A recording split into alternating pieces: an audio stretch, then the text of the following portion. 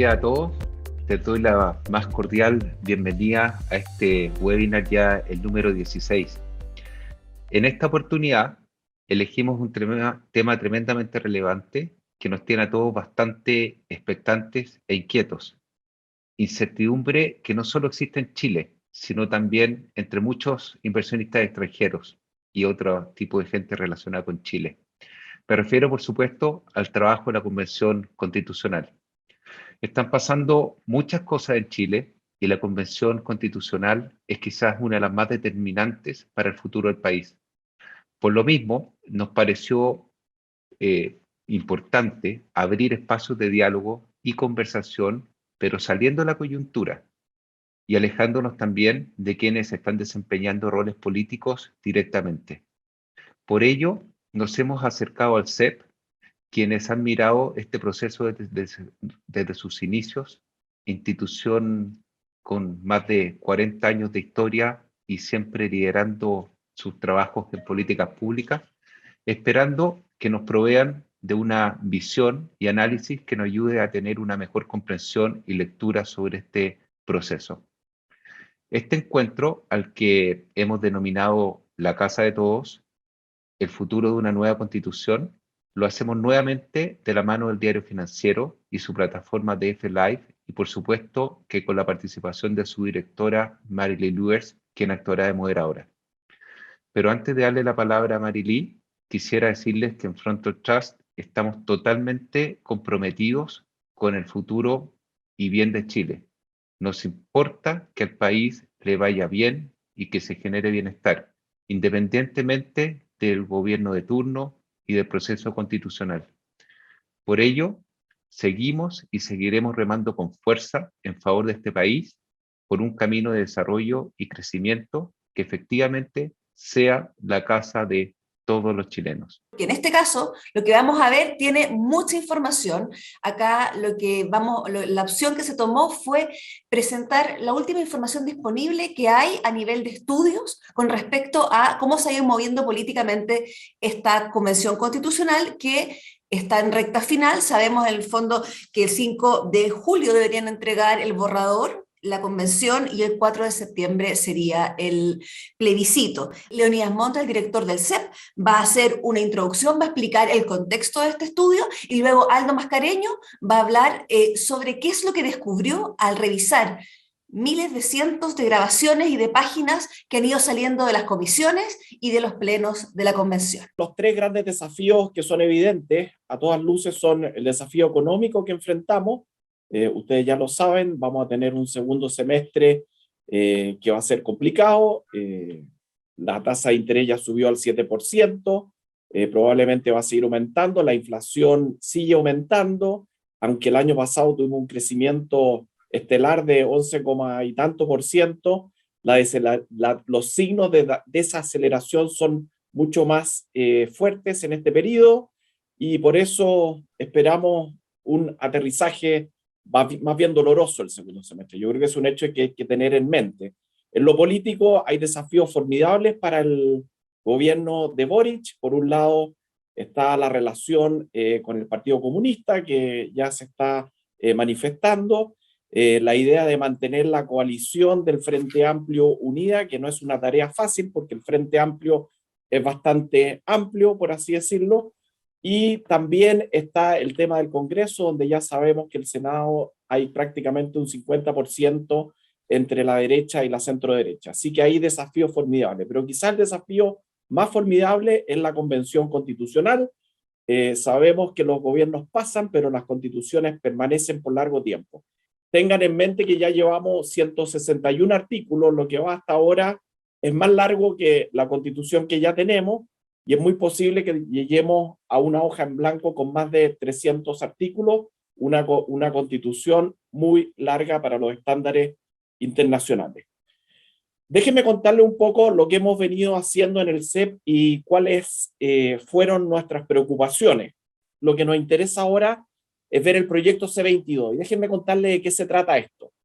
Este es un proyecto que surgió de la inquietud y de una alianza que hicimos con la Fundación Microsoft, que nos dio todo el uso de los programas de métodos digitales o casi inteligencia artificial que nos ha permitido ir siguiendo el proceso constitucional utilizando todas las herramientas. Como un análisis muy interesante que hicimos fue después de las votaciones, las 882 votaciones que se realizaron para el reglamento entre julio y octubre del 2021, ¿ya? Y esto utilizando un algoritmo matemático que se llama el Nominate, que sin distinguir quiénes son las personas o qué ideología tiene, simplemente a través de las votaciones se puede definir dónde se encuentran los convencionales entre izquierda y derecha y centro, entre un eje -1, por así decirlo, donde sería muy al extremo de la izquierda, 0, donde está el centro, y +1, donde es muy el extremo de derecha. Y utilizamos esta herramienta para ver qué es lo que sucedió. La convención lo que tiene es que tiene muchas votaciones, entonces este algoritmo puede ser aplicado y salen cuestiones realmente sorprendentes.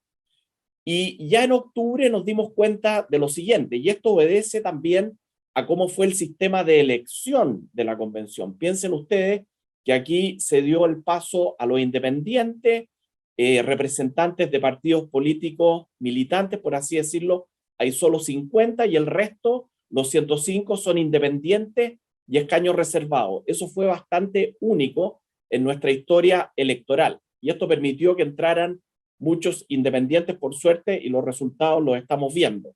En la importancia de los partidos políticos, no podemos olvidarlo, es fundamental, son los que coordinan el debate político. Y no olvidemos también que en un plazo de, yo diría, 8 o 9 años, hemos pasado de tener 7 partidos aproximadamente a triplicarlo. Hoy día tenemos 21, 22 partidos políticos. Entonces tenemos fragmentación de partidos políticos y en la convención tenemos una representación menor de los partidos. Eso es importante. Pero ¿qué nos dimos cuenta con este Nominate? Y esto es para introducir a Aldo inmediatamente. Analizando las 882 votaciones que ya se habían dado para el reglamento, el proceso del reglamento que fue muy importante, nos dimos cuenta de esto. Fíjense lo siguiente. Muy pegado al -1, teníamos a varios convencionales acá, a Isabel Godoy, más casi en el -1, Dayana González, etcétera, etcétera. Aquí encontramos casi un bloque de granito de convencionales que votaban siempre de la misma manera, muy pegados a la izquierda. Y hasta, diría yo, en este periodo, hasta Cristina Dorador, teníamos 58 convencionales que votaron en ese periodo casi como un bloque.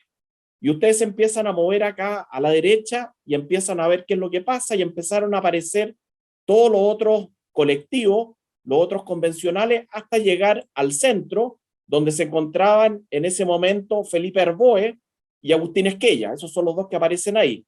Hasta llegar a la derecha, que es Vamos por Chile, en la derecha son los azules. En el extremo derecho, en esa época, teníamos a Teresa Marinovich, y menos a la derecha, diría yo, casi en el centro, a Bernardo de la Maza, y aquí teníamos a Rodrigo Logan, ¿ya?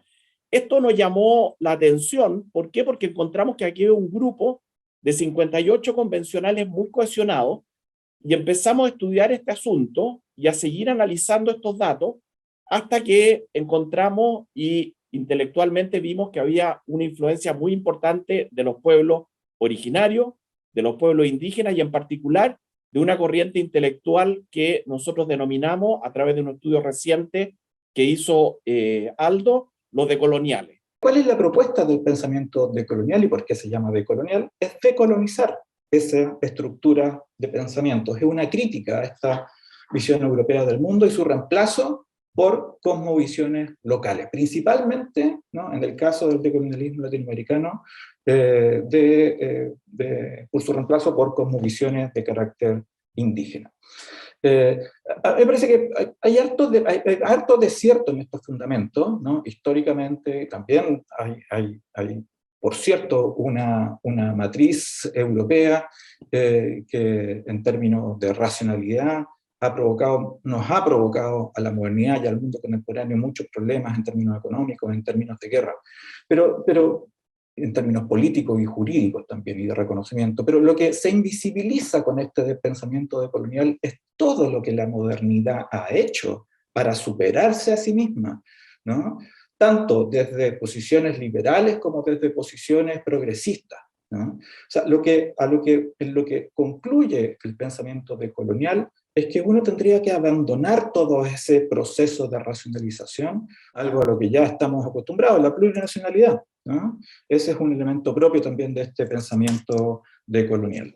¿Cómo se ha expresado eso en la convención? Se ha expresado, ya lo vimos, en algunos programas, en varios de los programas de los convencionales, en realidad, en iniciativas de normas, cómo se expresa el decrecimiento, en ciertos principios de comunalidad que ahora están apareciendo a propósito de los distintos niveles de autonomía, ¿no?, que se están proponiendo para Chile, autonomía de la región, autonomías de las comunas, territorios especiales, territorios indígenas, ¿no? Ahí hay un proceso de comunalización, ¿no?, de la sociedad chilena, que tiene una inspiración, ¿no?, decolonial. El pluralismo jurídico es otro elemento también que proviene desde ahí, que se ha expresado mucho, lo que ustedes ya han visto de la existencia de distintos sistemas de justicia, ¿no? Al parecer, algunos de los elementos de ahí también el pluralismo jurídico, o los sistemas de justicia indígena van a quedar únicamente para los indígenas. Eso es algo que se va a definir en el Pleno, pero eso está por verse. Y la plurinacionalidad, hasta ahora, en los 160 artículos que se han integrado, ¿no?, en la convención, hasta el momento, aprobados ya, ¿no? O sea, el principio de plurinacionalidad está incorporado en al menos 6 artículos, ¿no? En uno muy importante, que yo creo que va a tener una preponderancia muy fuerte en la definición de Chile, es que esta idea de que Chile es un Estado plurinacional e intercultural. Estamos transitando, o están esos dos conceptos compitiendo, ¿no?, entre diversidad y disidencia, ¿no? El concepto de diversidad es un concepto que nosotros manejamos desde los años 90, ¿no?, yo diría, en nuestras discusiones políticas en Chile, múltiples como elementos, justificaciones morales, se han hecho justificaciones políticas, se han hecho sobre la base de la diversidad, el reconocimiento, la promoción social y cultural. Pero ahora tenemos el concepto de disidencia, que tiene una connotación, fíjense ustedes, más tribal, ¿no?, más asociada a los márgenes, más referida a disidencias de carácter sexual, de género, ¿no?, de pueblos originarios, de adolescentes. Es decir, como pareciera ser que aquí hay otra cuestión distinta que se quiere decir a diversidad. De hecho, en las discusiones de los convencionales siempre se está hablando ahora de diversidad y disidencia, ¿no? Acá lo que tenemos es un ejercicio también hecho con estos métodos digitales, de desplazamientos políticos, ¿no? Quiero explicarlo, ¿no? Como ustedes ven, saben, ¿no? O sea, en la Convención Constitucional tenemos 154 convencionales, ¿no?, ¿cierto? O sea, hay una posición desde el 1 al 154, ¿no? La derecha ocupa las posiciones, ¿no?, más diría yo, entre el 100 y el 100, no, 37, como entre el 115, por ahí, hasta el 154. Entonces, como haciendo un promedio de cómo se desplazan los convencionales, uno puede obtener el promedio de desplazamiento de las listas. Entonces, por ejemplo, vamos por Chile, ¿no? Se ha mantenido, ¿no?, en su posición entre la etapa reglamentaria y la etapa sustantiva en la cual estamos hoy. Están alrededor, en promedio, de la posición 136. Pero, si uno ve, por ejemplo, el Frente Amplio se ha desplazado desde la posición 75, ¿no?, a la izquierda, a la 71, de nuevo, en promedio, ¿no?, de lo que sus convencionales han hecho. Pueblos indígenas, por ejemplo, se desplazan más hacia uno no puede decir aquí hacia la derecha, en realidad, porque se mantienen en la izquierda, pero la coordinadora plurinacional da un salto así muy fuerte hacia la izquierda, y pueblo constituyente también acá. Y el Partido Comunista también se desplaza hacia la izquierda. O sea, han existido desplazamientos. Hay una visión distinta entre la etapa reglamentaria, una práctica política más bien distinta entre el periodo reglamentario y el actual. Aldo Leonidas, muchas gracias por su tiempo, tremenda disposición que han tenido para participar hoy día.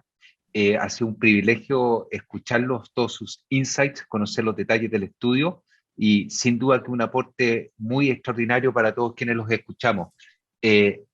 Dada la importancia al tema del decolonialismo, invito a todos los oyentes a que a través de la página web del CEP tengan acceso al informe de puntos de referencia 597 de ahora de marzo, que toca con bastante profundidad el tema de decolonialismo que nos expuso Aldo y que creo como cualquier ciudadano normal y responsable es un deber familiarizarnos con esta corriente que está ocurriendo y que está claramente nos han revelado hoy día que está muchísimo más presente y protagónico de lo que todos nos imaginamos. Y Marily, como siempre, tu calidad profesional, simpatía, grandísima moderadora.